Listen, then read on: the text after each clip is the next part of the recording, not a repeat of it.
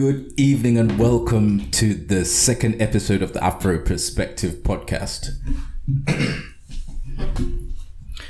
Good evening and welcome to the second episode of... Good evening and welcome to the second episode of the Afro Perspective podcast. I'm your host, Tinashe, and I am joined with my co-host, Anton, alongside Charlene. Peace. Introducing myself. Is that how you're doing it? Yeah, yes, that's fine. Today, we're going to be discussing nationality and identity issues within the Black community. And initially, for me, this was based off one of the topics raised by one of my co-hosts here on Facebook. And the question was, if you had to choose between identifying as Black or as African, which would you choose? Or which would you rather and why? Which stemmed a whole load of conversation on Facebook Live about whether people would rather be considered Black or African. And I guess if you're not directly from the continent, that's really where the juicy comments are really going to come in. Because if you're from Zimbabwe, like my co-host here, then whether you're Zimbabwe... I don't think it's necessarily that obvious, even if you are from Zimbabwe, by the way. Because not every Zimbabwean particularly differentiates between Black and African in the same context. Do you mean it's all the same? No, I mean not every Zimbabwean looks at it that way. At it. What's from that perspective? Okay, so obviously me not being Zimbabwe, what is the other way to look at it? Okay, some Zimbabweans just consider themselves Black. Okay. Yeah. Like if you were to ask them how they identify, they just identify as Black.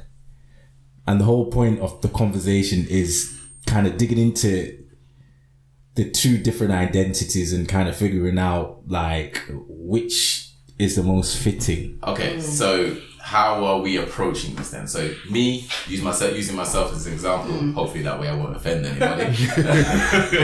Like using myself as an example, I come from a Caribbean background. My dad is from St. Vincent, my mom is from Jamaica. I was born in the UK. Do I identify as Black? Would I rather identify as Black or as African? I wouldn't even have considered it until the question was raised because I am Black. So I'm automatically identifying as Black. Do I identify as African? Technically. But at the same time, what do I actually know?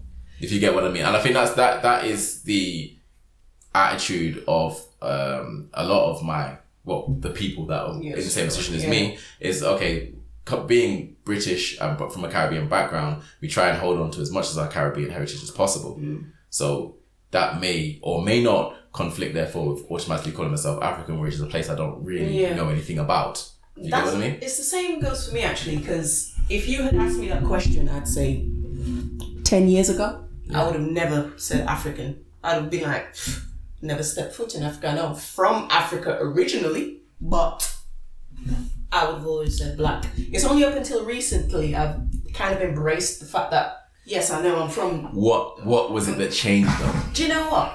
I would have said, speaking to my parents more about heritage and history, and they instilled it like the whole slave trade and everything. So that's where they kind of said to me that, you know, we are all Africans. They taught that to me after I got older, not when I was younger.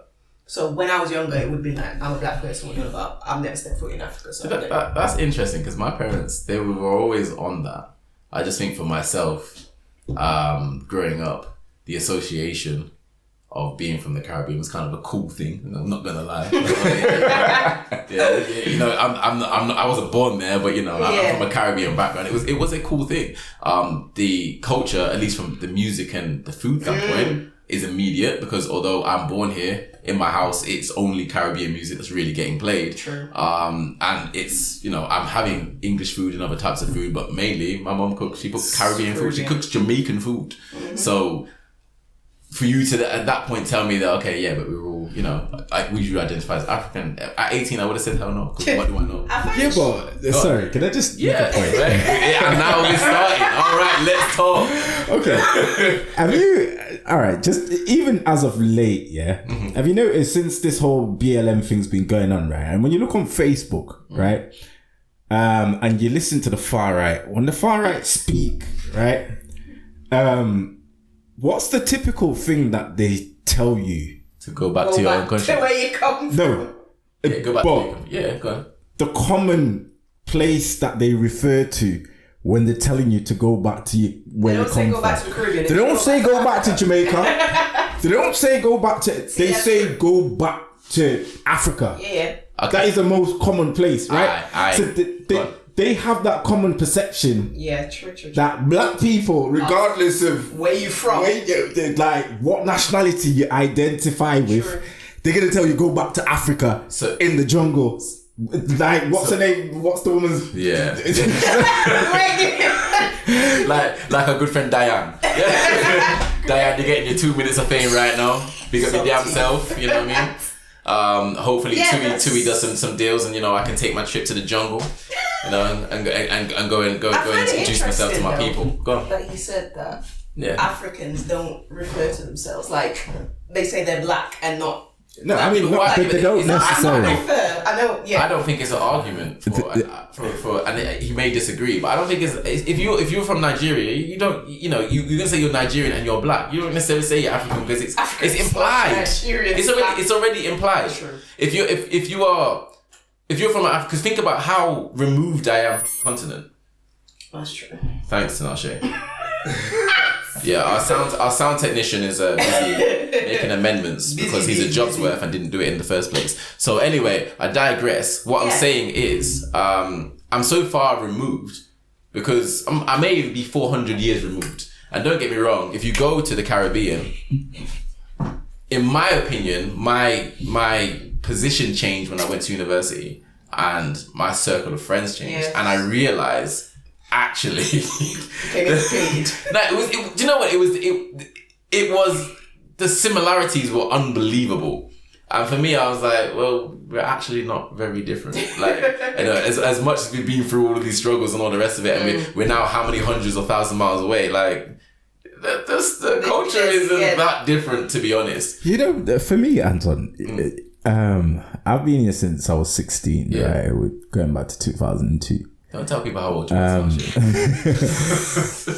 When I first came here, I took it for granted that black people just identified as Africans. I didn't. It was only when I started mingling with people like from this community. Yeah, that's when I realized that no, it's almost a dirty word. It was almost the opposite. Okay.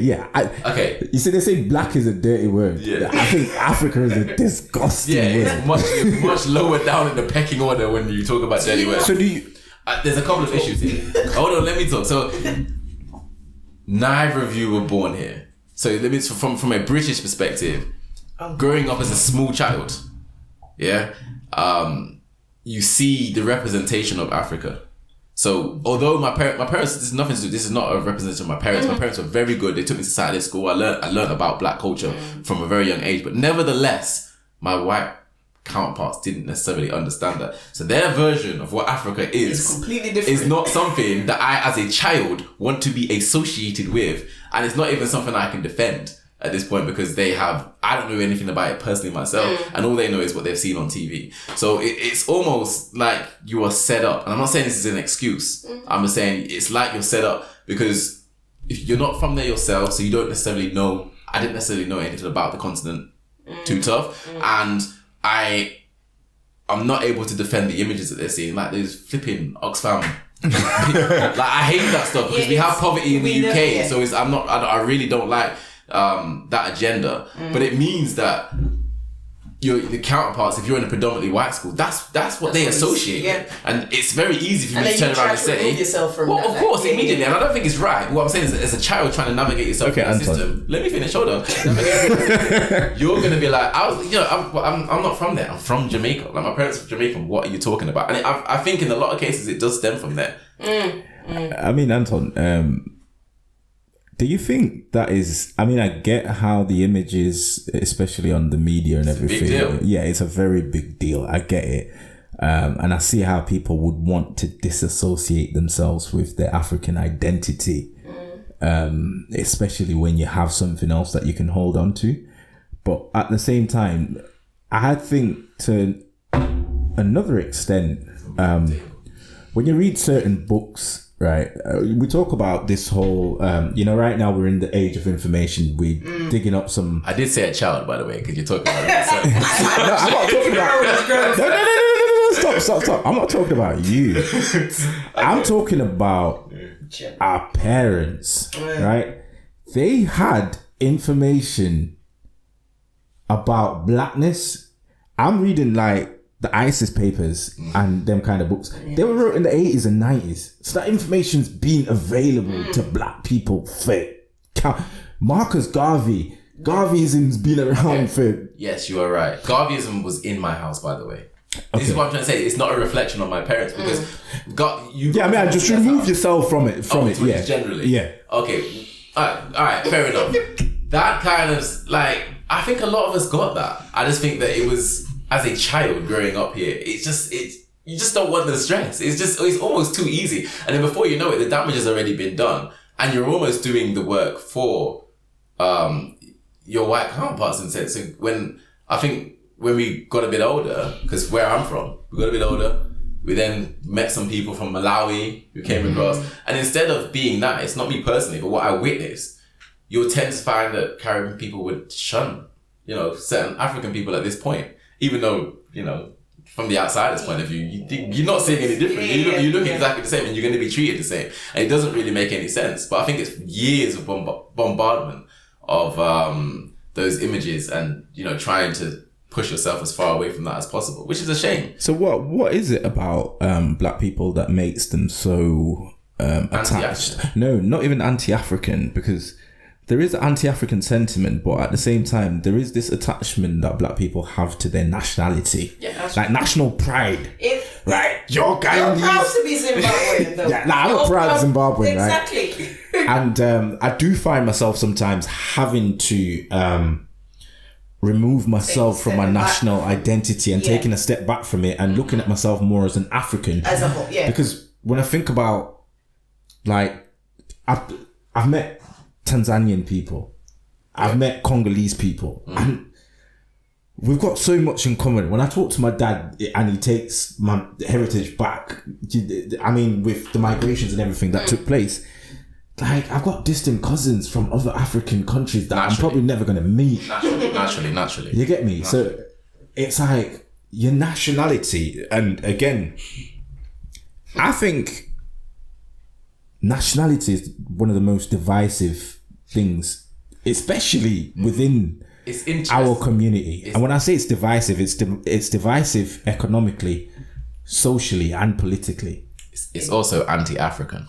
Yeah, it's very... Because if you look at the history, we were never nationalists in the first place. Exactly. I mean, nationalism... We were never nationalists. No, nationalism in Africa, I think it is a good thing when you think about... the liberation struggles and everything. They were based on nationalism. Okay. Like the Zimbabwean liberation struggle was based on nationalism. It was based on galvanizing people. Yeah, this is much later though. What I'm talking about. Yeah. I mean, if you go all the way back, we wasn't nationalists like this. But then there was still tribalism. But naturally, you're always going to get a group of people. Yeah. So I mean, if we take it back, or if we try and sort of vision that in our community now, it's like, okay, you've got Nigerians, Jamaicans, Somalians, Zimbabweans, South Africans. You've got your Americans. Who laugh at us all. Okay, yeah.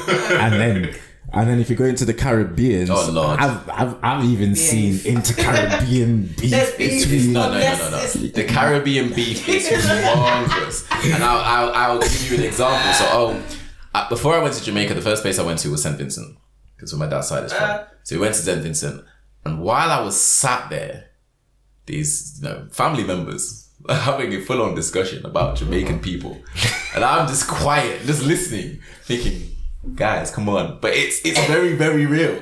Okay, do you think that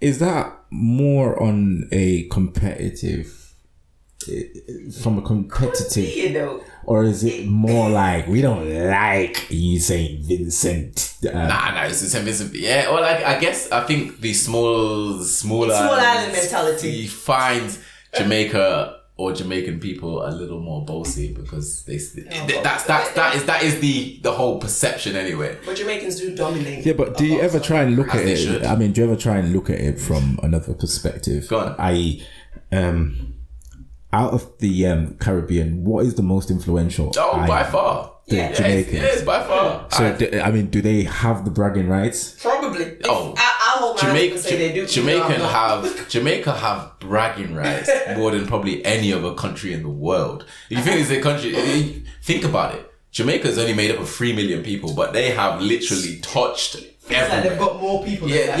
It literally feels like they've got more people than that. The fact that you try and have Jamaica versus, dancehall versus Afro beats and things like that is absolutely ridiculous when you think of the numbers. When people got upset the other day when they did, I don't know, Vibes Cartel versus Wizkid. It's like, in Lagos alone, just forget about it. In Lagos alone in Nigeria, there are 21 million people. I mean, Nigeria is a subcontinent. So. Yeah, but nevertheless, what I'm saying, that's one African country. Yeah. And that's one African city. Against 3 million people, basically. So, yeah, they definitely have bragging rights because they have done an awful lot for the size of a tiny island. So, yeah, I guess they do have the bragging rights, but nevertheless, there is tension. There is tension. Definitely tension. But I think it's relatively friendly. Relatively. I mean, in comparison to Jamaican, Nigerian, or Jamaican. No, I have kind of seen like on the news and everything.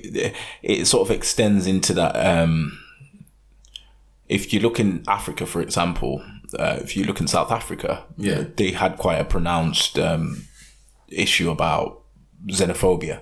Okay, which I believe it sort of goes back to that whole idea of. We all have that selfish it trait. Does exist regardless of where you are. Build on this, please. Go on. If you look at South Africa, like I can't explain.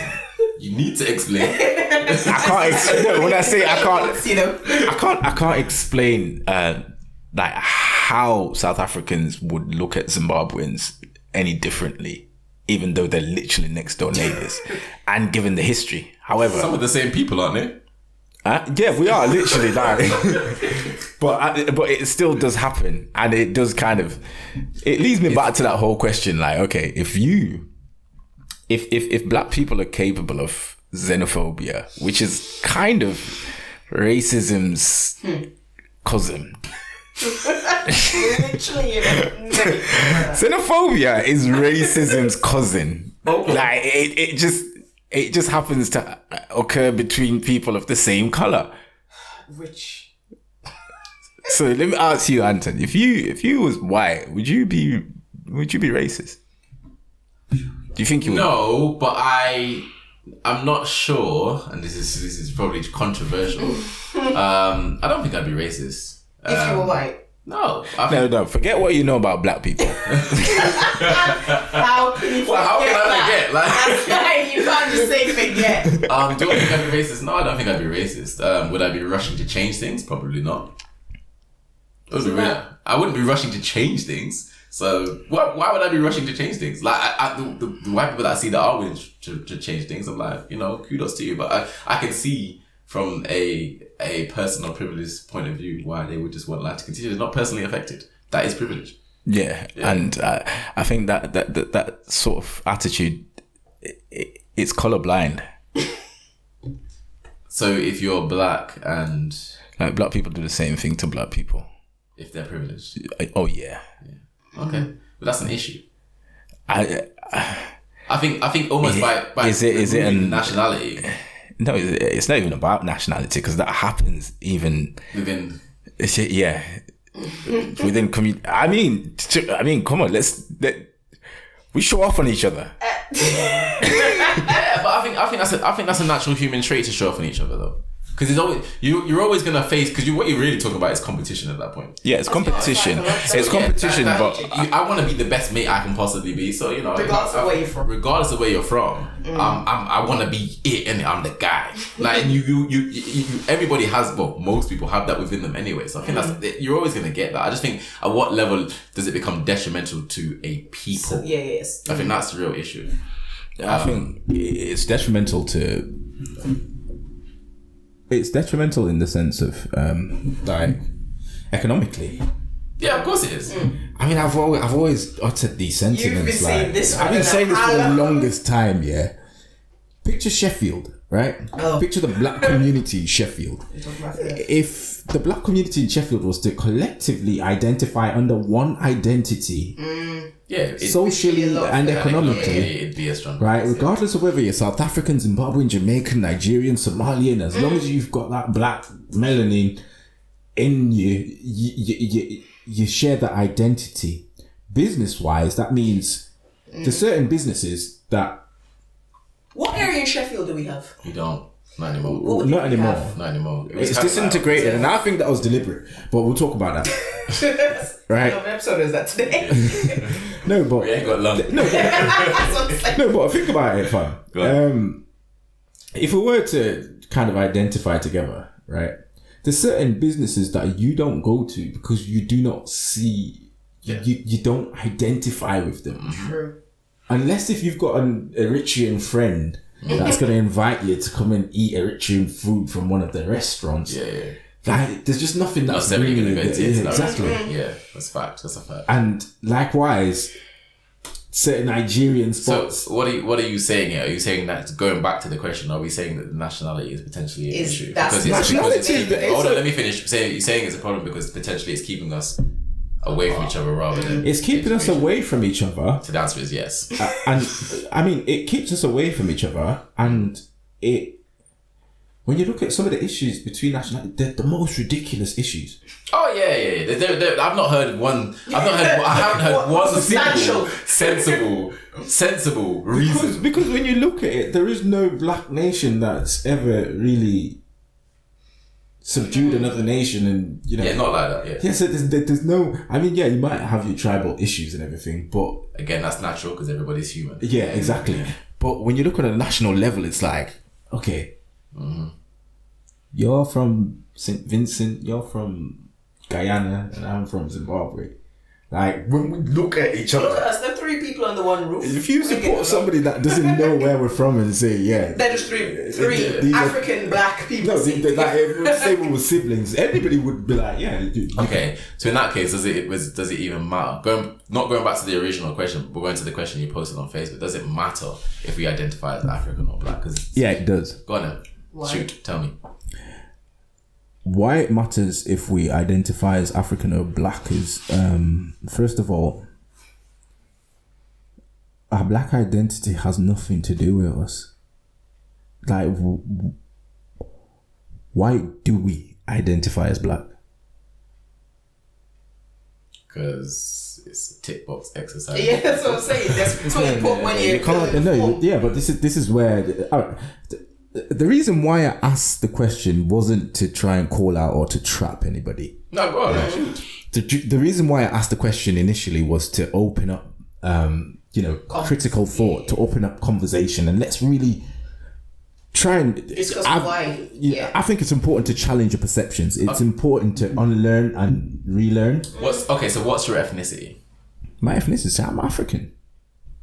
Like, I don't think ethnicity is fluid, and I don't think ethnicity is denoted by color. There's no other ethnicity that identifies with color. No, facts. That's a fact. It's just us. I don't know why we do that either. You're never gonna get a white European. They just identify as Europeans. You don't get yellow Asians. They just, and I don't mean to be offensive, but you don't get yellow Asians. They don't put color to their identity. Why is it just us that have color? Right? The only people that attach a color to their ethnicity is us. Instead of just saying that we're Africans. Instead of just saying you're Africans. African. Well, That's the point. And that's my point. Now, the colour that we attach to our ethnicity is an ugly colour that has nothing to do with... I mean, what does black have to do with you? Apart from the fact that your hair and your beard is black. No, then it goes true. grey, so then what, are you grey? But... You're right there, Charlie. You get me? Yeah. So, like, we are far from black. Yeah. Do you know the joke is? I asked Tyler, my son. I asked him, Mr. Brownski. what color are you? Yeah. And he point blank said, "I'm brown." Yeah. My son says he's brown. Right? I didn't challenge him on it. Yeah. But I think this is it kind of shows how we've been programmed and how the programming. Like, Oh yeah, if you ask my 5-year-old what he is, he'll say he's brown. He's If you brown. ask my 11-year-old, he will say he's black. he's black, exactly. The more you associate yourself So, with colour. yeah, the more you associate Kids sees things how they are. Yeah. how they are, yeah, right? yeah. But we tend to associate Like ourselves with those a things color. as they are. So tell me, what does the color black have to do with identity, and does it have a place in this conversation? Should it have a place, or should we really remove ourselves from that color, because it is a dirty word? Everything, there's no like, you know, the joke is Go on. there's nothing. The only time black is a good word is either in finance or in retail. Oh yeah, of course. In the English language, I don't know what other languages because I don't speak any, but in the English language, it's racist. As in, the word is meant Being for in the everything black bad. is good. Yeah, but apart from in finance, yeah. apart from in finance, but everything else, everything associated with in black is finance, when you're in the black, that means bad. you're doing well. Yeah. The only time. In retail, a black TV and a silver TV, the black exactly. TV is going to cost you more. Yeah. And if you look in science, a black surface absorbs more heat. Yeah. So, but It's crazy. Actually. in day to day, Discussions. Yeah. The black Conversation word is It's not- negative. It's negative in you all call it- formats. Yeah. I mean, color. When was color introduced? I don't know. I've got the history of that. You're going back to like the 13th or 14th century. Right. I I have take that got for the history. gospel. Yeah, you're going back to the 13th or 14th century, because apparently, I mean, the whole concept of race wasn't. Yeah, it wasn't there before that. Spanish The race. Inquisition, I read that part, to be fair. Okay, so going back to our conversation, I think if you are black, right, and I've been in a few debates, and some people allude to the idea of, for example, Jamaicans. You've got some Jamaicans that were present in the Caribbean or in Jamaica prior to the slave trade. Yes. However, that still extrapolates back to Africa. The Arawak Indians. I read a bit of history on the Arawaks, and it still goes back to Africa. Yeah.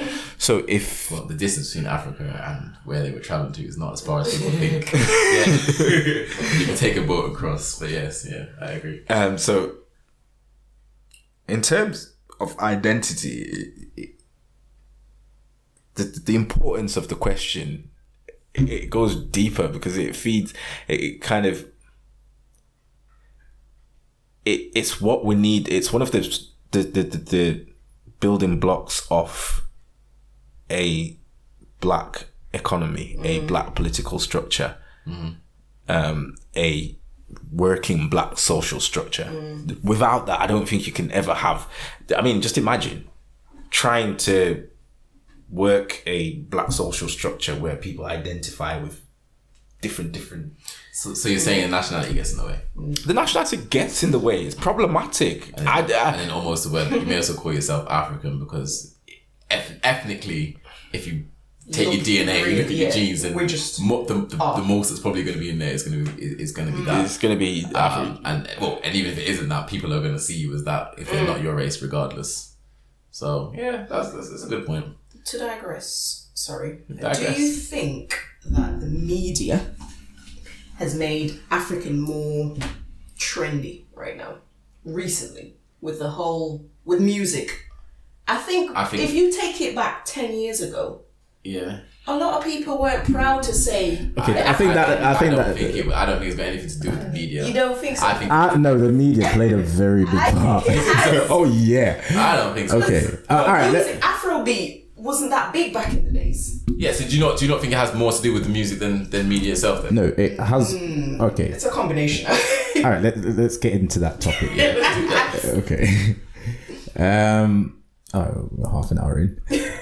Okay, so one of the other topics that we was going to discuss was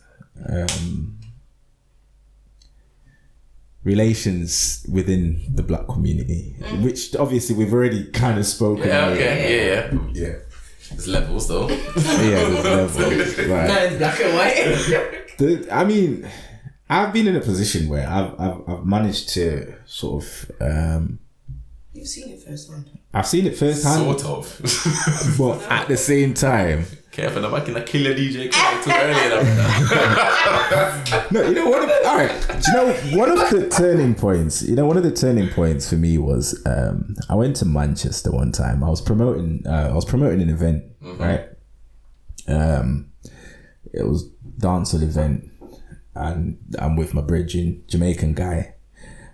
We go into the shop, and there's this African lady, and straight away her attitude, her mood, everything just completely shifted. I like how you're leading with this, but go on, carry on. Yeah, she pretty much was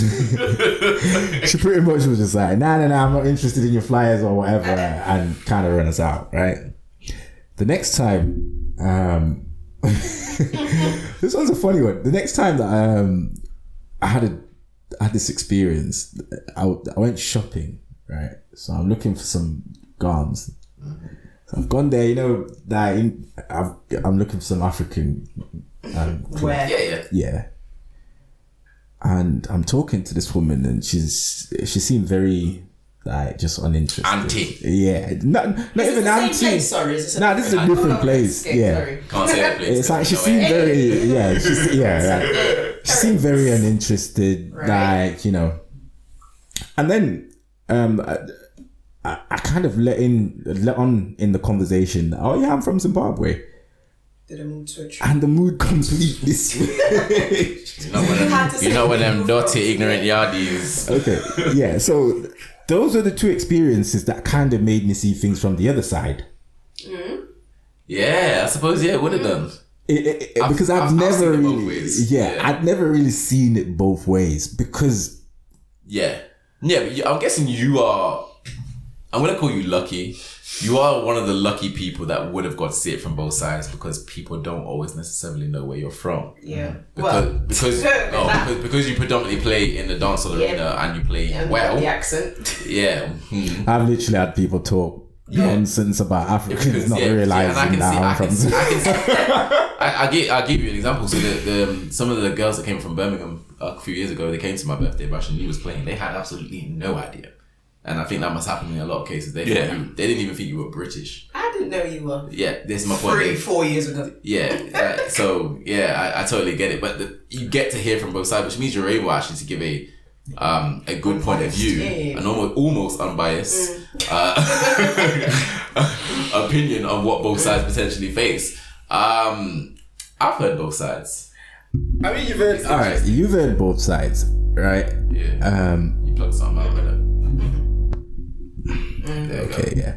Okay, so you've heard both sides, and I've heard both sides. I didn't realize there was two sides. I was just saying, you didn't know there were sides. I didn't get there was two sides. I didn't get that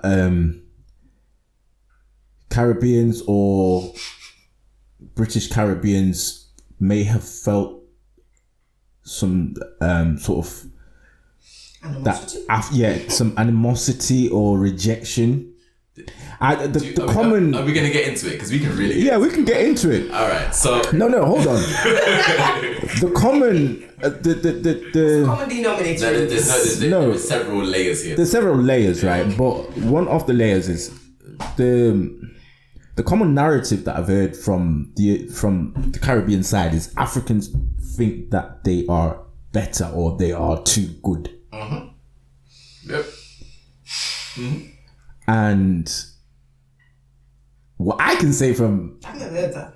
first, it's a very. I've heard other things, but not that. No, that for me is probably the main one that I've heard. Yeah. Yeah, easily. Okay, you're going to break that one down. I'll break it down. I hear that one. And I mean, the other side of it is Africans kind of feel like they have not been accepted by Go on. the black community that was already settled here. Okay. Yeah. Especially, I heard that. yeah. So that takes us back to the playground, the school ground. Well, Yeah. I think some of that was passed on from our parents' point of view. So my understanding of this is, again, not my parents in particular because they were very, very pro-African, but from that age group was that, there was a snobbishness that came from people from the African continent, because what I have found, and I've seen this firsthand, is that sometimes you will get, actually it happened to me at university, so I'll use it myself as an example. So you will get into a discussion with somebody, they'll find out you're Caribbean. And this happened to me several times. And they'll go, where are you from? So depending on who you are, you may say, oh, I was born in Peterborough, for example. No, where are you really from? So, you want to know I'm from Jamaica. No, where are you really from? And you're like, well, I can't, at this point, I can't go any further back. Yeah. You are from Africa. It's like, bruh, I kind of got that part already.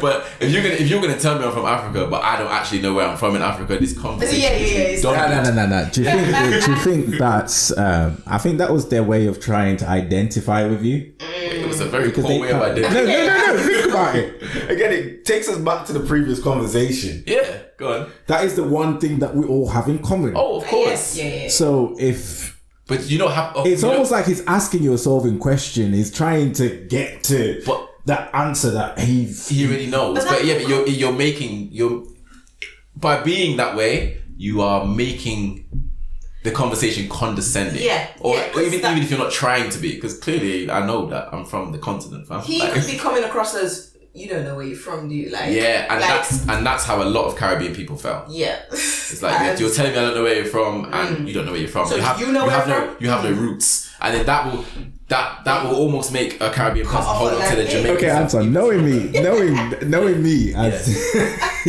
Go ahead. do you think that's also got to do with the communication issue, which you know? Yeah, I do think that. But obviously, this was When I say communication issue, i.e., I think here's the thing, right? Let me explain this as a Zimbabwean, right? Yeah, it was Zimbabwean that did it, by the way. FYI. When it was me personally, it was the Zimbabwean person that did it. Zimbabweans rub you off the wrong way. No, but check this, yeah. See, there we go, but nationalism again. Now it's you lot. No, check this. Right, you see, as a Zimbabwean, yeah. You're very clear to the point. No, I don't. And the thing is, we don't do it deliberately. No. Yeah. As Zimbabwe, the thing is, you see, English is not my first language, and that's why when I speak, I probably sound more aggressive than well spoken, as some people may say. Could you learn it properly? Because I learnt it in a class, and we had to speak it a certain way. Yeah. So I only started speaking this colloquial that we speak when I came here to England, and I had to learn it. And I'm still learning. There's times that I can talk to a typical Sheffield person and not understand what they're saying. Yeah, because that's not English. Yeah, you've learnt the Queen's English properly, and therefore the slangs and all the episodes stuff. Yeah, not necessarily it's like vocabulary because you wasn't brought up. Fortunately, I've got good linguistic skills, so I can kind of navigate. I envy that, you know. Yeah. I always think. I don't envy it. Do you know what? What? Do you not envy that? What, linguistic? Do you have a second language? Do I? I wish I had a second language. That's what I'm saying.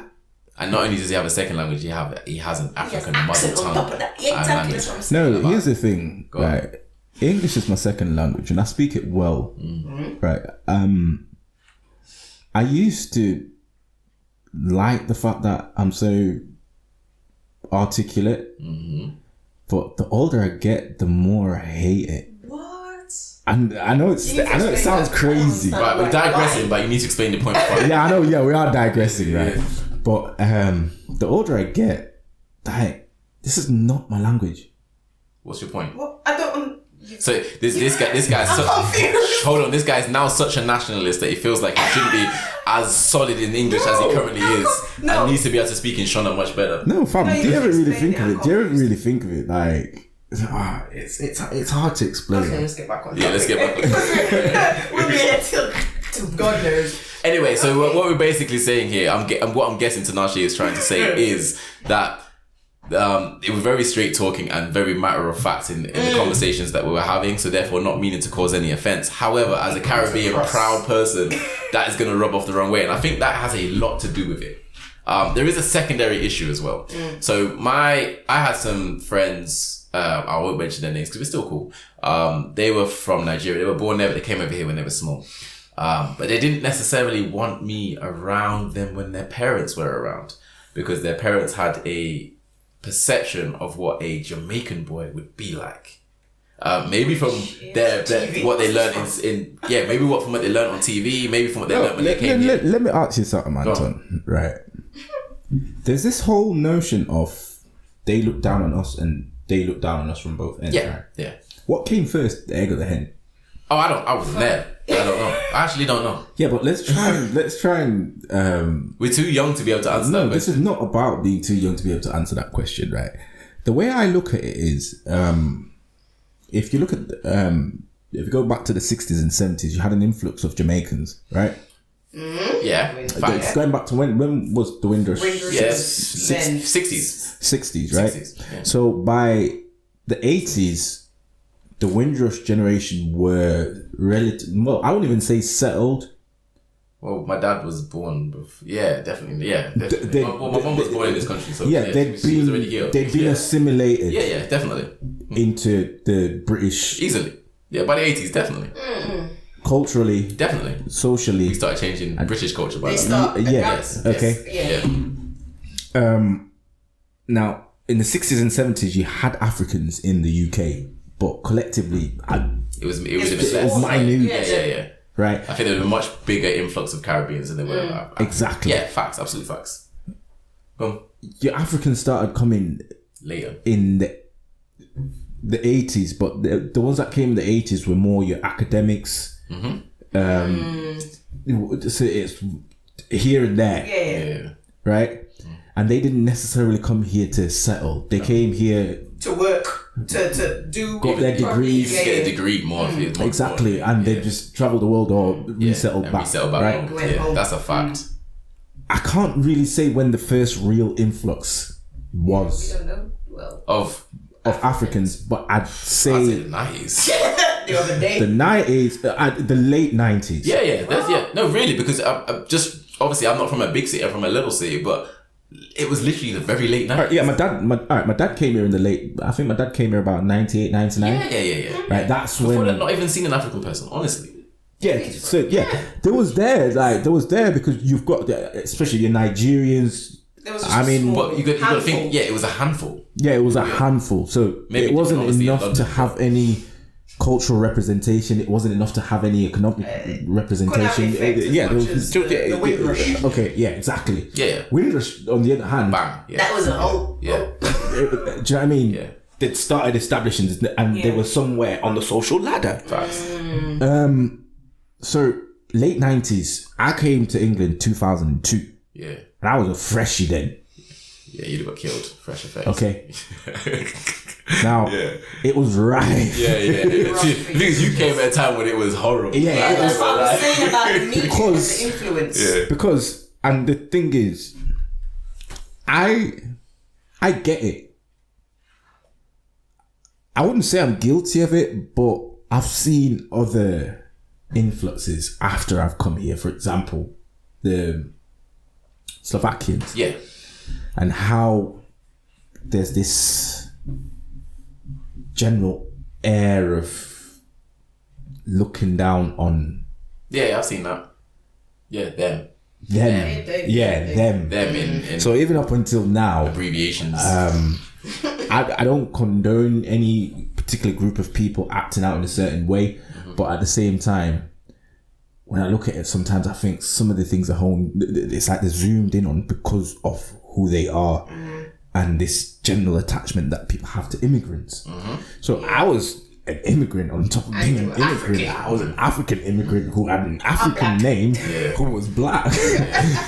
Why? who had an African accent. Yeah. So this brings me back to the whole point that I was trying to make earlier on to say the reason why I don't like it is because I had to Assimilate. Adapt. I became disarticulate in my pursuit of assimilating within the British society. I mean, It's a natural human behavior to assimilate into the place where they. to assimilate, but I feel like now I'm like, He feels like he's lost some of his identity. Oh, I get you. I don't think because I speak my language well, like Then really so well. what's your So problem? then you're fine. Yeah, what's No, the problem? it's the fact that you fact he's speak had the to way that assimilate. you speak the way that you do, right? Yeah. I had to try 10 times hard, not necessarily to hide away. Because if you talk to another Zimbabwean, right, that some people could talk to me and not know that I'm Zimbabwean. Yeah. I can talk to a Zimbabwean and know that I'm talking to a Zimbabwean straight away. Yeah, because you are Would definitely we know different. though? No, he's definitely No, different. but would He is definitely different from pretty much every other Yeah. Zimbabwean I've ever met. And I've met a lot. And it's the effort of did I hide my identity? Because now it's like, okay, It's normal. yeah, I'd like to be able to talk to people and them identify that I am Zimbabwean through my tongue. He wants it. You're not proud to be able to just switch like that. I like the fact that you can. He feels like he shouldn't have had to. Yeah, exactly. That's- Yeah, I it's know what that. you're saying. Yeah, he feels like he shouldn't have had to, and the amount of effort it took for him to have to do that, he feels almost slighted. Probably, yeah. I get. I understand. Yeah, it's that. That's what Maggie about. Anyway, Alright, sorry. hold on. So from a Caribbean perspective, I've also heard many slurs. You still good? Yeah, good. Yeah, super many slurs towards African people. I've been around grandparents. I've heard, oh, those African people, they don't do this, they don't do this, they don't wash, they smell. Literally all of that across the board. And I'm sure you've heard most African booty scratches. Yeah, but that didn't come from us. That didn't come from Caribbean people. Do you know what? Where did that come from? Listen.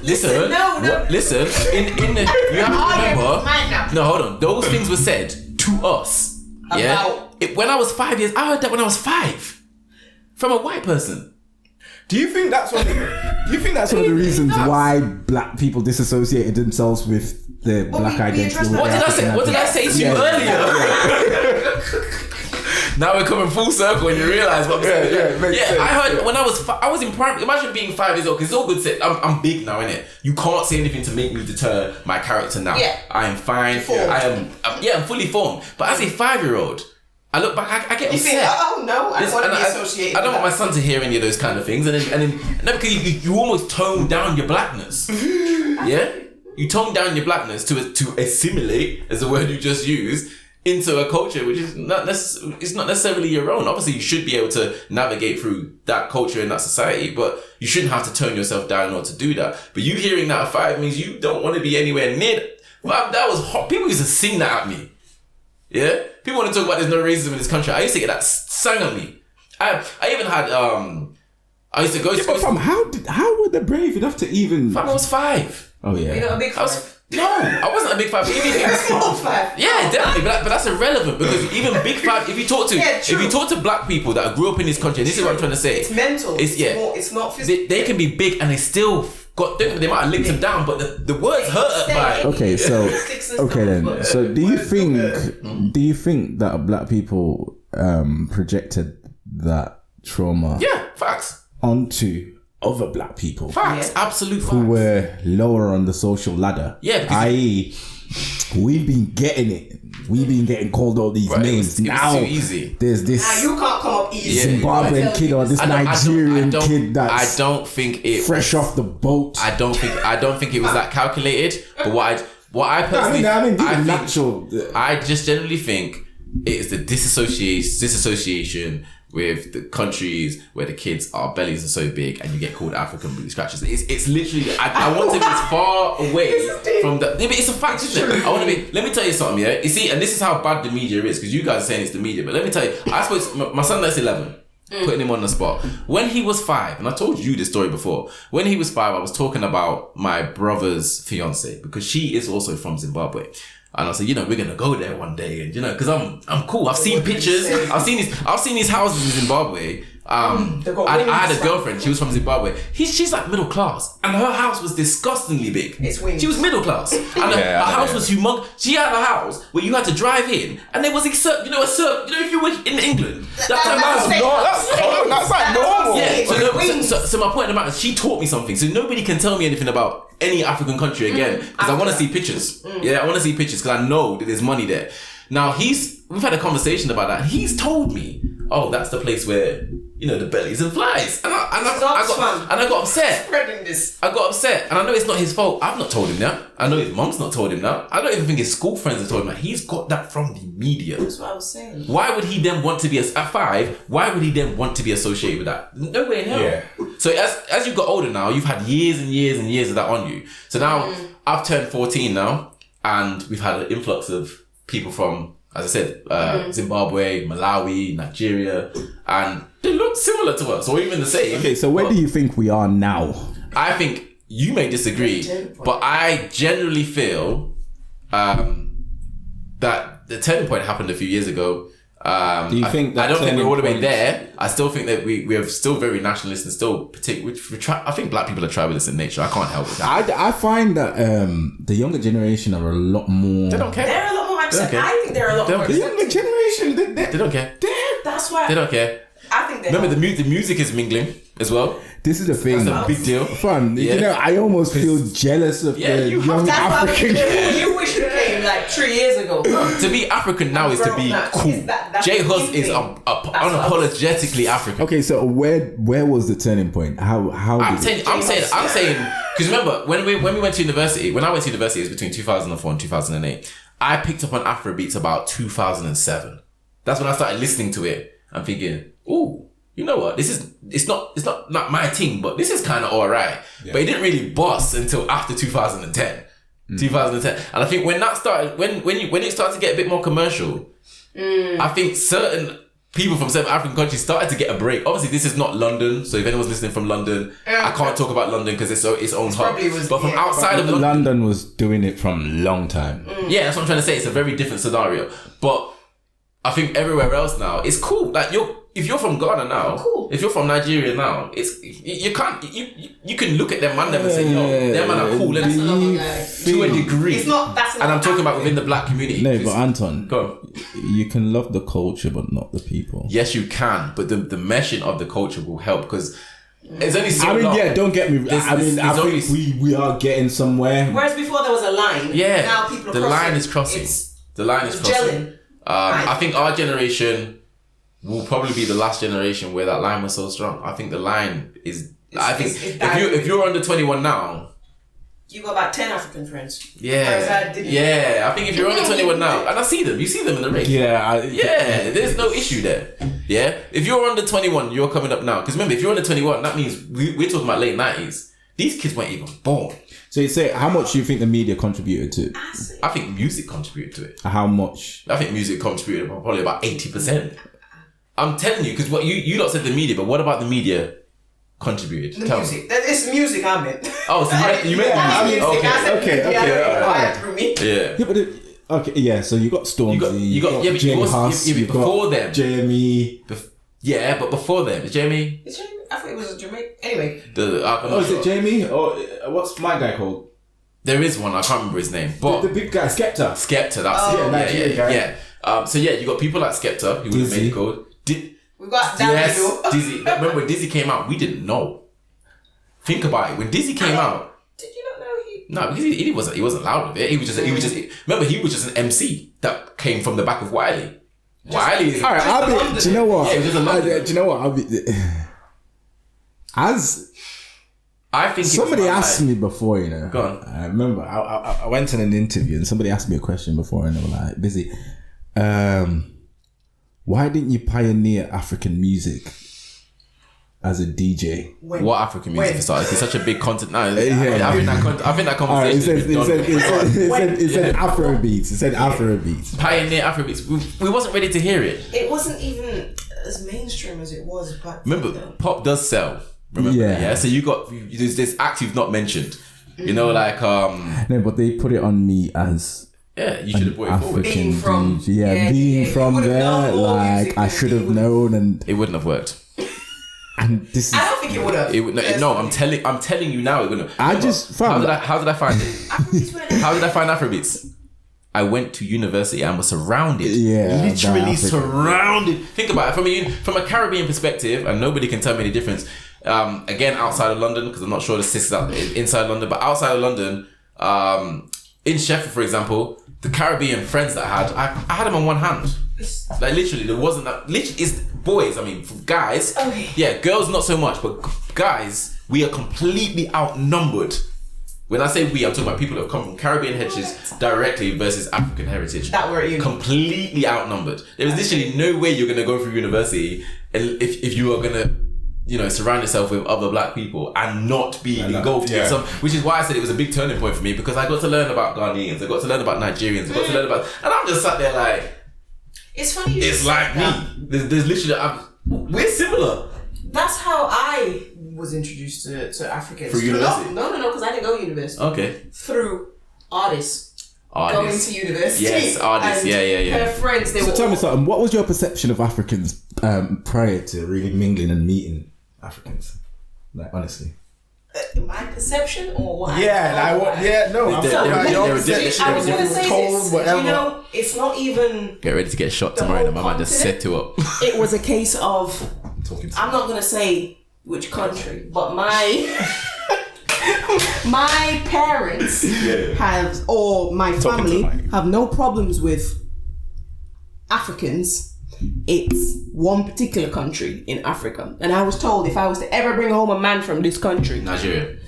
but I wasn't gonna say that. Man like me didn't say that. I'm gonna say it because Why did you say that? because I've heard it. I'm gonna save you right now, and I'm gonna say it for you. I wasn't even done. Yeah. That's what I'm saying. It was my that still family gets said said, today. I swear to God, That still I'll gets said shoot today. you. Why? Today. I don't know what. Do you think it's a reputation that they have with the whole Yep. scamming? thing? It wasn't just a scamming, Apparently, beating I the don't women, know why they come everything. across more aggressive than the rest of the African countries. I think Nigerians are the something. closest. There's something about Nigerians to I me don't are the know what it closest is. things to Caribbeans. It's unbelievable. Like, It's funny, and that was my perception of. but if you ask a Nigerian if they're close to a Caribbean person, you'll They'll get say no? they'll say No, but the thing is, when you even when you listen to their pidgin English, I know. there's so much similarities It's with patois. It's like Yeah. it's like when I listen to pidgin English, I feel like I'm listening to a Jamaican. Yeah, it's very similar. It's very So that was similar. my- And some of our big figureheads that we hold onto in Jamaican culture, do you know, who are helping to from- abolish slavery and all the rest of it, Don't they're say from Nigeria. Don't say. Don't get it twisted. Like, yeah. So- So that was my first introductions to Africans. I heard that. Being. Obviously not me personally, but I've heard parents say that And too. then because their daughters. they I mean, drove did- that into me, and not just my parents, I'm talking, and every you can grandparents, So why do you think African parents are weary? African parents. Of Caribbean people. Yeah. I actually think I've I think never some of it experienced is justified from what they would have seen. So if you think that, from my perspective, if you'd have seen that Africans, I'm only talking about the ones that have come here. So if you've seen that Africans have come over here in, say, the 70s and 80s, that's when my dad was growing up. And what would have happened is, and you're going to need to give me some time for my point, those people would have come over here very young, as in my son's age, like 5, 6 or whatever, and they would have had to navigate the system their parents wouldn't have been able to protect them from. Because my grandparents didn't understand what their children were going through in school and with the law enforcement and all the rest of it. So you then have a disenfranchised youth that are not doing as well. Because remember, the grandparents have done far better economically than my parents' generation have done. And that it's not meant to go like that. Yeah. But it has done. So along the way, a lot of that generation fell off the bandwagon. So you can imagine educated Africans have come over at this point, and they've come over to learn. Remember the difference. Fundamentally, they've come over to learn, and they're looking and they're seeing that they're getting hit with the same stigma that some of these Caribbean people are getting hit with, which are they're lazy, they're ruffians, they're good for nothing. They're So you think the Africans kind of disassociated themselves from? Yeah, of course, because imagine you're a learned guy. You probably got 2 degrees from back home already. You're coming over for an English degree. Here's my logic. Let me finish. Yeah, you gotta let me finish my point. Yeah, you're coming for your 3rd degree. Right, and then somebody's trying to talk to you like you're some ruffian from back on the road. You know what I'm saying? Yeah. And he's like, well, no, I'm not like that. True. And then at that point, you go back to your country. You're like, oh, but those Jamaicans, and the thing is, no matter what country you're from, it's them Jamaicans, and those Jamaicans are. Let's not even talk about that. And that is where I reckon they got it from, and I understand it. I just don't agree. I get because it would have been a snapshot of what they would have seen. What I don't like is when other nations think that all Caribbeans are from Jamaica. That is a separate podcast. Them Jamaicans. No. First of all, I suppose we are discussing nationalities. Yeah. So Go ahead. Yeah, that's it. People think that everybody from the Caribbean, outside of the Caribbean, they think that we're all from Jamaica. But again, I suppose that has a lot to do with. That's because you're not a bossy. That has a lot to do with gender. Yeah, so it's Jamaica's it's been made big on the globe. They're not gonna necessarily know Guyana even exists. I think it's their influence. Yeah, of course. They're so influential, and I think inadvertently they might end up looking bossy, but they have a lot to boast about musically, in sports. Yeah.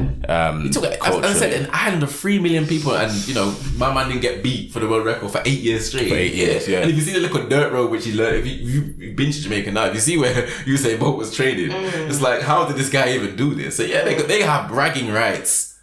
Yeah, they have bragging rights. So, but yeah, I understand how you feel. Yeah, I don't understand how you feel, but So do you feel like our generation's kind of over that whole... I don't think completely, because if you ask some people in our generation to consider themselves as Africans, you will almost... They won't necessarily say no because they know what the right answer is, but they may screw up their face. What? I've always... Remember the same... Remember the years. They're still from that time. Remember what I told you, what I had to go through school? Yeah. You have to almost unpack that and unlearn it. And it's very difficult to put that down. Because I'm going to be honest, I was ignorant. Yeah, I wasn't ignorant. I'm not a bully. So I've never gone out there and been like, oh, you African this, blah, blah, this and the third. But I was ignorant and I got re-educated at university. And if I'd never come to university, I'd probably be in the same position. Because it was only through going and being surrounded by people that I was like, okay, cool. But if I'd never gone, I probably would just think, okay, we're us and, they're them. You know what I mean? Which is, you look now and you think, oh, that's stupid. Like, but a lot of people, it's very. There's a lot of ignorant people out there. Of course. It's just, I don't even like calling them ignorant, but I just think that it's just obviously uneducated. Yeah, they don't know yet. Yeah, you just have to be surrounded, and then you realize, okay, yeah, it's not a thing. Fam, we have way more in common than John down the road. And you are from you're not even born here. You're from the continent. You're from the southern parts of the continent, and we are very much alike. Which is you say, okay, but that shouldn't be the case because we're from 2 different places. And I grew up here, and I'm from a Caribbean background, and you grew up over there, and you're from a Zimbabwean background. But bro, look at how many things I've said, and you were like, "What, raw? You do that in Guyana?" Yeah, we do. Because Africans, do you know what? Africans, and we're going to use it. Africans that got taken from Africa, I did a very good job at holding on to as much culture as possible. Yeah, definitely. We have to commend them for at least that part, because I don't believe I should feel as comfortable as I do around other Africans, and I do. I feel very comfortable. Fam, when I went to Jamaica, right? We need to get into that as well. You thought you were at home for a bit, didn't you? It literally felt like I've not been... you've not been in that situation for a very long time. Fam, I've not been back home since... I've not been back home for about 18 years, do you know what I mean? And the nearest thing that I've had to feeling like I was at home was when I was in Jamaica. And how was you embraced over there? Because this is going to show you the fundamental difference. Okay, hold on. How was you embraced over there? Did you claim? Do you know what? I just mean, I'm not talking about you as DJ. I'm talking about generally. Yeah, generally talking to the man them on the block and everything. Yeah, the joke is, I found myself more at ease to tell them that I'm from Right, and I understand that. Let me explain why. As I said before, it is in the westernized place. I'm not including Jamaica in the westernized place. I'm taking that and the Caribbean out for a second. Those same racist connotations that we got here, you're not getting that in Jamaica. In Jamaica, you are free to be. I would be free to be Anton. Yeah. Not Anton, the African boot scratcher. Not Anton this, that, and the third. I am Anton. When I went, I couldn't believe when I got that feeling you get when you get off the plane and you look around and most people look like you know what? I feel like you're at home. I found that even here in the UK, in the Caribbean community, the first set of like Jamaicans to embrace me were your full on native, full on yard. I'm trying to find the politically correct. It's alright. I'll be politically correct for you. Yeah. It's fine. I found that like my closest friends are Jamaican. Yeah, because there's no issue. You're not, for one. I found it very easy to relate to my yard man friend. Their upbringing will be similar to yours. Yeah, and them man would have come over pretty much as teenagers or adults. So they're already fully formed in their functions. I said that a lot of the trauma, because when I look back, it's literally trauma. So you can't be mad. It seems stupid, but you literally can't be mad because every black person I speak to, they have the same stories. It's not, which is why when people say there's no racism. Yeah, but when you say, all right, so how can you tell me there's no racism when every black person I know has 20,000 Yeah, but I mean, stories? so when you say the black, like from your generation, you got it, but you didn't get it from black kids. You didn't get it from African kids. No, and I can see where you're going with this, but that's not now you're misguiding the point. Yeah. So no, you are. Don't get me wrong. You are not the enemy, but you know how psychology works. Yeah, I get it. Yeah. They have made this seem bad, and they're trying to associate me with this. So I am moving as far away as possible from this. So when we try and reconcile things, and when we have this conversation, I'm just trying to identify where the problem kind of stems from. It stands from racist white people. I did say racist first. Yeah, racist white people make my life a living hell as a young person. Yeah, and anybody who wants to defend that, then take that up all on your own. But they said some horrible things, and as a child that is putty, it's gonna shape your thinking. I don't want to be associated with any of that. It's literally that simple. I know I keep repeating myself, but that's literally what it is. From my perspective, anyway. It's literally that. And I can understand them being an African and coming over here. It's like, why are you getting at me? Like, surely we should be on the same side here. We should. Yeah. For me, it hit me. Yeah. It hit me by surprise. I was like, yeah. Yeah. It's like, fam, I grew up listening to Jamaican music. Do you know what I mean? Yeah, Zimbabwe has a very strong, strong Zimbabwe's connection with Jamaica as well. Like our connection so strong. I mean, Bob Marley wrote a song about Zimbabwe. Yeah, do you know what I mean? Yeah. Bob Marley performed it. Yeah. Zimbabwe's independence. And black British people will sing that Zimbabwean song and still exactly right. Nah, I'm telling you, that's what happened. Yeah, and hello, Mama Africa, and still bun out your club. Listen, my perception of let me get a joke. I didn't know that Jamaica was not geographically in Africa until I came to the UK. Oh, okay, that's interesting. I actually did. What did you?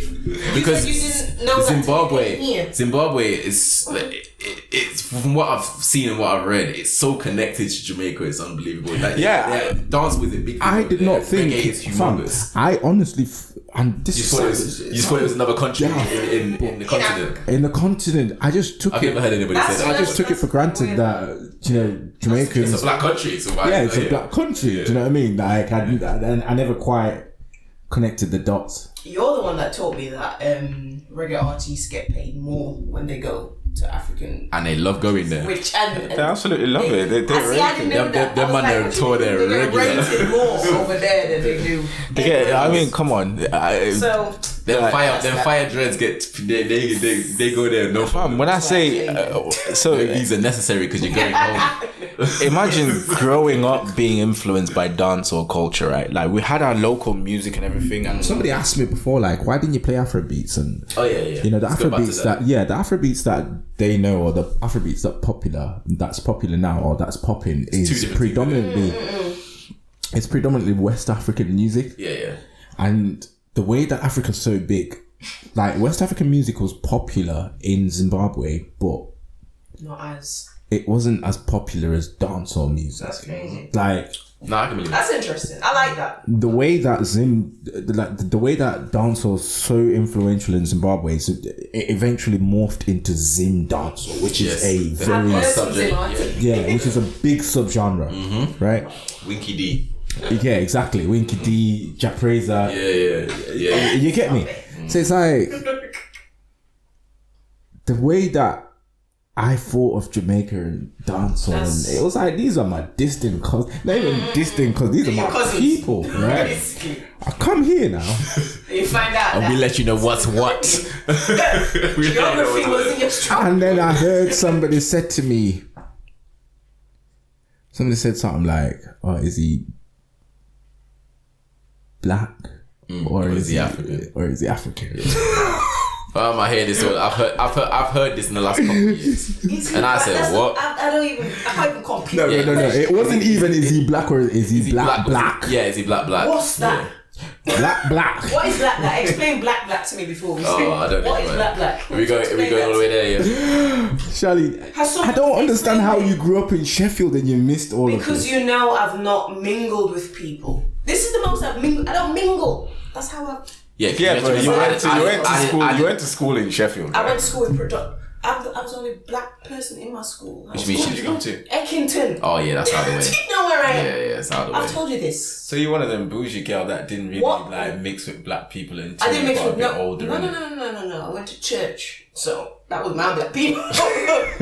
And even then, I just kept to myself. I didn't know you was a Sheffield girl like that. I thought you came over as a fully fledged adult. This is what I'm saying. I came to England when I was 12. Oh, okay.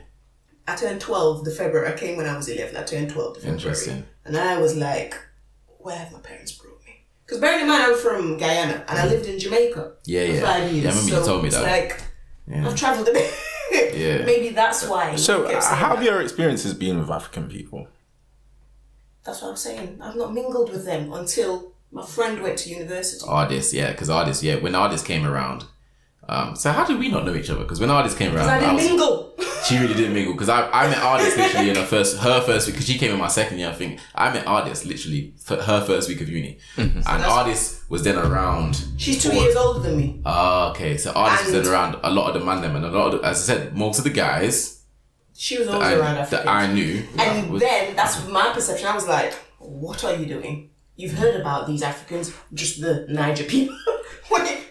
That's who she was around, and that's how I got introduced to different Africans. I was like, what is Charlene this? was one of them, really. I'm so like, I was like a whole different breed. I didn't mingle because I used to be like around friends and that, and I'd be in the corner on my own thinking. Which means we were probably in the same spot at one time. I probably would have assumed. Yeah, because obviously, One of them. no. To be fair, and this goes back to the whole point. By that point, by third year of university, obviously, if you know me, and some of the ways I speak with already, then you go, okay, it's cool. But generally, because of the group surrounding, people just assumed I was Nigerian. They literally assumed that. I'll be honest with you, fam. Before I really knew you, the fact that you played African music, Yeah. I kind of assumed that you was African. So I wouldn't have expected you See, to. Basically, on what they play. Yeah, no, you get what I mean. Especially, do that, no, yes. especially. What hypocrite No, talk? fam. This is going back. What? This is going back about 2013, 14. Yeah, 13, 14, yeah. So it's like, I'm like, who's this guy? When I started playing music in Sheffield, I was playing what I wanted to play, but I kept getting booked by Afro beats promoters, so I have to play. Yeah, which is why I kind of That was I really was just strong. like, okay. It got stronger because I kept ending up in that position. And then before you knew it, I was known for playing Afro beats. I'm not sure how it happened, but it definitely did. So I get it. Because the only flyers you ever would have seen me on would be Afro beats Crazy. flyers. And I think the first time we ever played together, you might not remember, but yeah, it was Afro beats night. Yeah, Soul Slim's night. Yeah. Yeah, oh, you do remember? Yeah. Okay, so let's summarize things then. Yeah. Back to the we've been about an hour and 13. You got way more time. Listen, I'm charging you for this time. Yeah, I mean, You're gonna be poorer after this. Okay, so to summarize things, I think we need to cover one more thing. I'm Okay. sorry. So obviously, I'm doing these podcasts, me personally, to obviously show in every episode that we're doing that I'm involved with. that actually let's discuss the issues or what we think are the issues between us as a people, because I want to really promote unity. So I just want to get that clear, disclaimer. I think the one thing that we've left out is when we're all talking from our personal experience, but one of the things I also learned at university is I met a few Somalian people. Oh gosh. Yeah, so we're going to cover that. And I feel that Africans across the board. Mr. Frederick's struggling a little bit there. Moving on. Welcome back to the Afro Perspective podcast. I'm your host DJ Busy, alongside my co-hosts Scarcha Vibes and Zoya. So we switch names now, yeah? Okay, yeah, I did that completely wrong. Okay, let's do this again. No, we're not doing it again. Let's continue. We're going to continue. Yeah. No, it's Tinashe. Tinashe, Anton, and Charlie. Yeah, Tinashe, Anton, and Zoya. Getting into it, just wanted to cover off talking about nationality and ethnicity and of all this good stuff under this topic header. Somalian people. And the reason why I'm bringing it up is because I have often seen that even amongst other Africans, Somali people are marginalized and not necessarily included when people use the word African. And I wonder, just one to my co-hosts, why they think that is. Obviously, there's no Somalians on the panel, so I can't speak from a place of reference. But I just want to know why that's acceptable, why they think it's acceptable, and why that actually happens. I think it's weird, but I'm gonna kind of use the same explanation. Right. When we were back home, Somalia was one of the poorest countries. Always on the news. Yeah. Always on the news. Yeah. War torn. Yeah. Famine. And the images still play in my head till today. Right? You see the images that you guys got of Africa? Is what you When got. we were in Africa, that's what we got of Somalia. Okay. Is there a different side that we've not seen as well? The thing is, alright, I don't know. I grew up in Zimbabwe, right? Yeah. And some of the images that you might have seen of Zimbabwe, I might have seen it in passing, but it wasn't really something that I could identify with and say, yeah, I've seen that kind of living, yeah. But it's like, as a Zimbabwean, and there's many Zimbabweans that can say the same thing, they haven't experienced that. They can't relate to that kind of liberty. Yeah. Not to dismiss it, but it's the reality of it. So growing up, these are the images that we grew up seeing of Somalians. I remember, it's gonna sound messed up, but this is when I first came to Sheffield. I was working in McDonald's, and this is the first time I've seen a Somalian guy in real life. Yeah. Sheffield was the first time I seen a Somalian. Yeah, Sheffield was the first, because remember, I come from Oxford. Yeah. Which Oxford, you definitely know Somalian. Yeah, I'd never seen a Somalian. Yeah. So I'm at work, and I asked this guy, where are you from? And he's like, Somalia. And I remember thinking to myself, like, oh, he's from Somalia, with all those ugly connotations, like, do you know what I mean?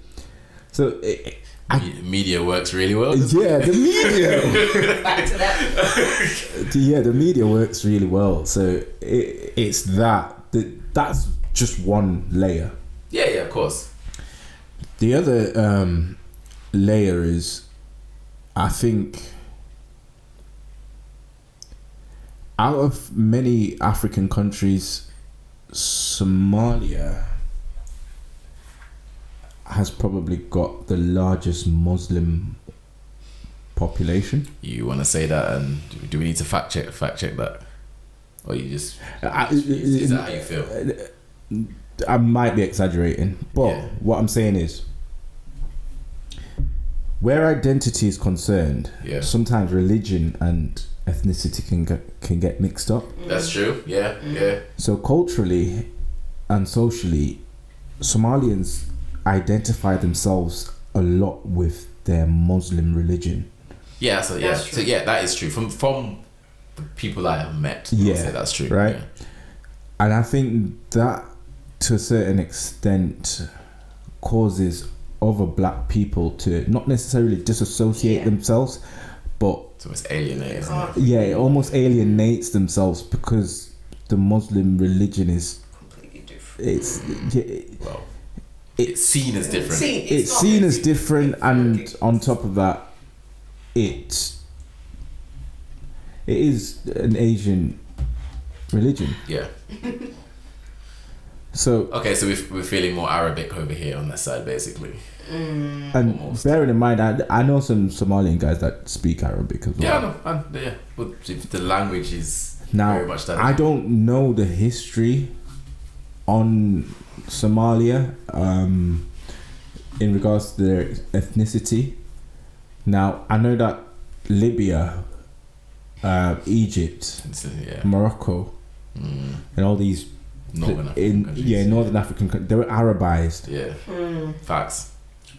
I've been. You've got Morocco, where if you go to Marrakesh and them places, they don't like black people. I've been. Isn't it funny? You should carry on. I've been. My dad and my mum went a few years ago, and they said they would never go back because they were treated horribly. Yeah, because they are Where? treated. Yeah, Marrakesh. They went to Morocco. I can't remember where they went. yeah. Morocco's like, Because although they're fundamentally British, they were looked at as, because if you are black or indigenously African, you are almost the lower class in those countries. I mean, Same as Arab, Egypt.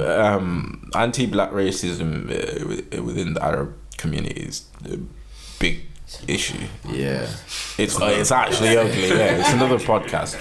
But so I don't understand. I don't quite know, and I can't really speak on it. To what extent Somalia may be Arabized ethnically? So you potentially that. Do you think it's because sometimes you can point with Somalian out if you have 10, you can if because you can see the difference, therefore you're not including them. Is probably my question. No, because the average features of obviously everybody. no, because if you look at somebody from Sudan, you can almost tell. Okay. Yeah, that's true. Yeah, that is very true. So it's like, okay, yeah, That's true. They are, but they are generally dark skinned. Yeah, that's true. And the women are beautiful, but they are. It's like even in the black community, Somalian women have never been celebrated, and they are pen. No, like seriously, Yeah. it's like They're like dolls, aren't they? yeah, Almost, they are beautiful. But I think it's that.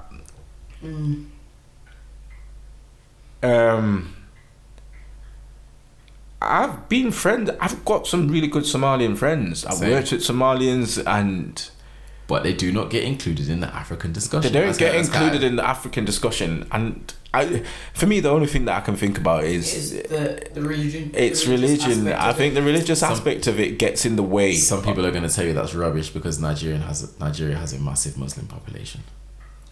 Nigeria has a Yes. massive Muslim population, but that's because Nigeria is a subcontinent, so it's just numbers. They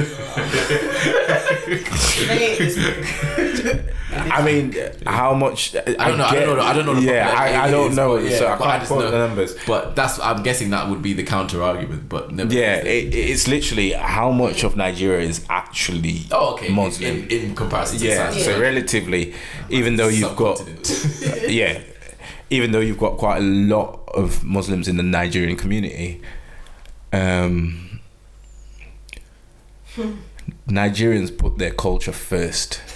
Oh yeah, the Nigerian first. Right? Yeah. You can This is spot why a people. you can spot a Nigerian from a mile. Yeah, they're not trying to hide that. Do you know what I mean? rating Whereas as well. you wouldn't know that a Nigerian's a Muslim before you know that they're Nigerian.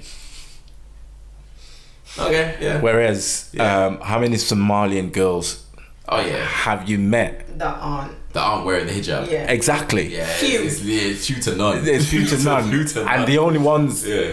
I mean, you do have. It's rare. It's blatant Yeah. when you're like Exactly. you're someone that's not like So you practicing faith. Muslim first, Somalian second.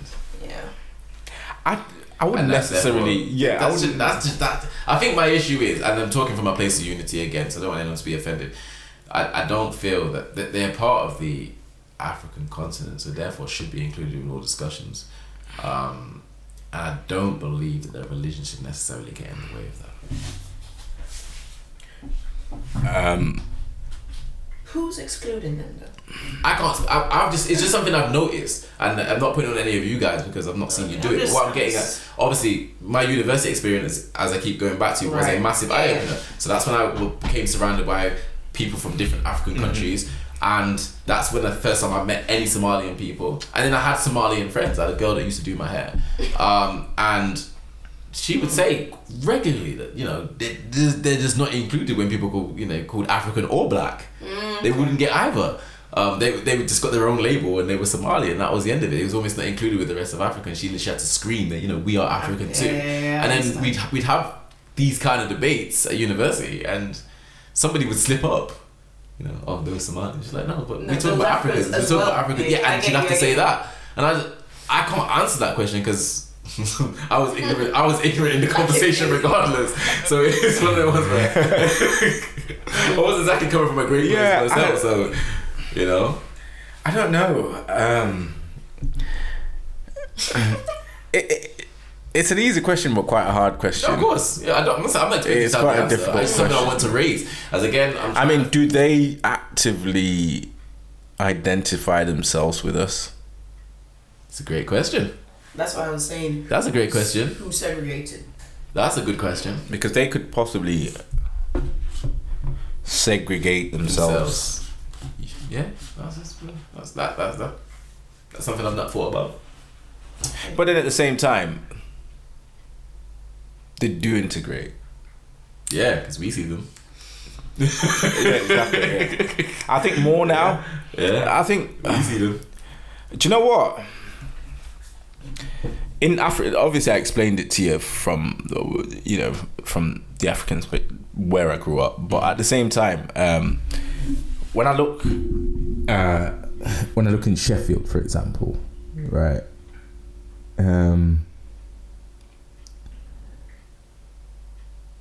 But then it doesn't make sense because they've been around here for the longest time. Somali. They've got their yeah. Yeah, but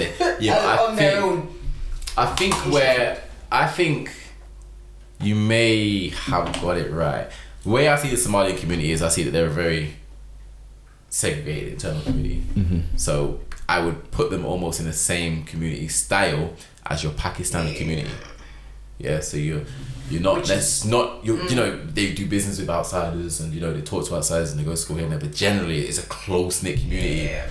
I think that has to do with their religion. Yeah, I'm agreeing with you. That's what I'm trying to say. I think you hit the nail on the head. Yeah. Again, we may be wrong because we're guessing from the outside, but I see many similarities between the two. Yeah, between the Pakistani community and the Somali community, even though they're from different places. Well, technically, yeah, they're from different places, and yeah, so they could have been here a very long time, but not necessarily integrate with wider society because of views and values and all the rest of it.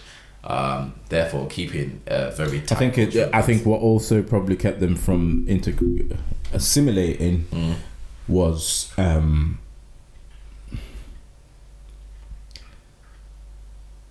When you look within the minorities, they're sort of tiers. Ooh, you gotta be careful with this one, but go on. No, and I'm not trying to impose the tiers. When I say the tiers, I mean in the sense of premiership table. I'm playing. Go on. It was. This is based on how society treats. Oh, they got this in the sociology book, by the way. So you cool. Yeah. So. Within your minorities, you're gonna have a massive hierarchy. I can tell you what the order your is. Model. I can tell you what the order is. By the way. Okay. So it's Chinese. Now let's just go into the black. Okay. So then do you know you have Black, Caribbean, and Africans, and then you have Somalians below that. And this is in a sociology book. Wow. Yeah. Because what they would do is they use statistics to do this. So they'll say how well you were doing in school. Yeah. How well you were doing economically. How well all of these different values, and then they'll say in what order you are in, and they'll and they'll judge you on that factor. And I guess that could be the case. I think again it comes from the lack of representation on the media side of things. That's true. Like, is it Mostak? Is Mostak Somalian? So it's Mostak. I don't know. Isn't Maya Diddy? No, No, he's not. I'm sure I heard that. Yeah, they say he looks like a Somali. They say, yeah, and the worst thing Read is, that somewhere. Yes, yeah. and the worst thing is when that was said about Diddy, it was almost like people perceive it as if they're taking the piss out of Diddy. Yes, it was seen as a negative Yeah, connotation. it was seen like, oh yeah, It was like calling Anton the African booty scratcher when he was 5. Yeah, and this is kind of my point. Yeah, they were saying it's take the mic, and they shouldn't be doing so. True. Yeah, you shouldn't feel comfortable to be doing that. But yeah, you were quite right, and that is why they were. That was the connotation they was using when they was calling Diddy that. But no, first of all, I thought it was a. Don't know where I read Yes. that. Maybe it's It's lies and fake news. most that might be, but I'm not sure. Most that UK rapper, yeah. But yeah, basically they're not particularly represented well enough. I mean, you've got Mo Farah. So yeah, on the sports, but in entertainment, which is so influential. If you had, like right now, the Ghanaians are doing well, the Nigerians are doing well. No, most that isn't. Yeah, I see your point. Where's Mo Farah from? Mo Farah's Somali. You sure? Google it. I'm gonna I Google feel it. like that's. Mo Farah's Somalian. Okay, that's cool. That's cool. Yeah, I know he's from the east. So Yeah, I'm sure Mo Farah's. yeah, I don't want you to be, fact checked. I don't even get fact checked. Yeah, fact checked. Yeah, he's right. Yeah, Mo Farah is Yeah, Somalian. you say with your chest, man. I got mixed up, man. Don't make me second guess. Like, you didn't say that with your chest. Nah, yeah. Are we wrapping up this segment? Yeah. Yeah, we're good. All right, yeah. So, so Anton, you wanted to kind of put your disclaimer out there. It's already done it a few I already times. done it. I've done it a few times. Okay. I just basically, these conversations again, just for people who, they're just for us as a people to try and be more inclusive. So we're gonna have both friendly, funny, and difficult conversations. In the aim of actually being more inclusive and having a safe haven, a safe space to actually discuss these issues within our communities. I think it's important, and I think it actually, if everybody listens and learns, including us guys, We're all learning here. Nobody knows everything. happy for feedback, happy to be told where you think we've gone wrong, and to have that open discussion in a good manner. And I think it will serve the purpose of actually unifying us as a people. So it's not about judging people. Of course not. I think again, I think we can write things on Facebook, but things are easily misconstrued. You can write things on Facebook. And Yeah, exactly. Piss people off. Do you know what I mean? So I think, Tinashe's already said that it's his second language. So yeah, so here we go now. I am not English, so do you know what I mean? I just don't know how to sugarcoat. Do you know what I mean? But yeah, essentially, it's about having grown-up conversations. It's about having conversations that we as parents should be having eventually with our children. And it's about equipping ourselves with information and knowledge. It takes a village to raise a child. And if that village doesn't dialogue, if you don't argue and debate things within your village, how can you ever get to know each other? How can you ever get to know what's right and what's wrong? So yeah, if the most you can do is, we're trying to provoke critical thinking, we're trying to provoke thought. That there's anything that we're trying to provoke is that it's not necessarily it's trying to we're trying to if I can get you to think, to sit there and think to yourself, what Busy is saying, You done something. But even if it's the opposite, so even if it's like, that doesn't make any sense, I want to know why you think it doesn't. Why make do sense. you think it Why do you doesn't think it make sense? Do you know what I mean? You can reason. Yeah, I'm like, all that reasoning, and do you know what I mean? Yeah. And as long as we can do that without sort of, Without putting a hit on Tinashe. I don't know why you guys are zooming in on me and I'm not even sat in the middle, right? I don't nobody. I mean, I get it. Do you know what, Anton? Yeah, Charlemagne. I remember one comedian was like, "Yo, you think what was it? he basically made a point like, in order to get things done, oh yeah, it's Monique. She was like, I bet Obama cusses. Do you know what I mean? Oh yeah. Do you know what I mean? Yeah. Like, you can't go out there and be nice, especially the place that we're in right now. Oh wow. You can't be nice about certain things. You have to literally talk about things as they are. So This is Tinashe's disclaimer. yeah, so my disclaimer is basically, Mine was out earlier. Just if so you're you know. easily offended, if you're incapable, or if you are a simple Simon per se, then you're not in the right place. Like, Okay. Why?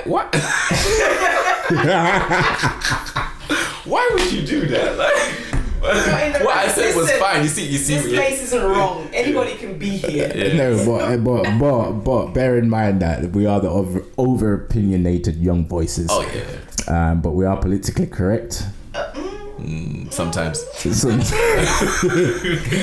yeah, if you're easily offended, then you're not in the right place. If you don't know how to pick sense out of nonsense, and if you're incapable of critical thinking, Why is this guy still talking? Can you turn the mic on, please? He's gonna edit this. He's gonna edit it. No. He's gonna edit it. I swear. Man, this is the Zimbabwean talking now. I can see. Okay, yeah, but yeah. Thank you guys for locking in. We will be reviewing some of the comments Are we and apologizing for this episode? Because this is episode 2. This wasn't. Oh, we tell you something. Can you talk to your friend, please? Jesus Christ. okay, yeah, I think we're done now. Alright, bye.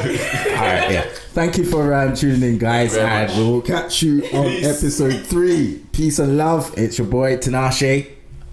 Anton and Zoya. peace.